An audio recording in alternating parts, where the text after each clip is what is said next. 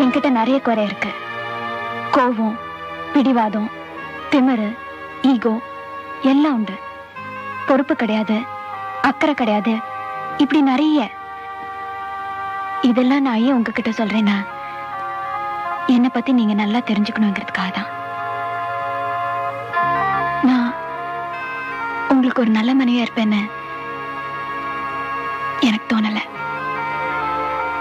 நான் சொல்ல வேண்டியதெல்லாம் சொல்லிட்டேன். இதுக்கு மேலேயும் நீங்க ஏதாவது சொல்ல விரும்புறீங்களா?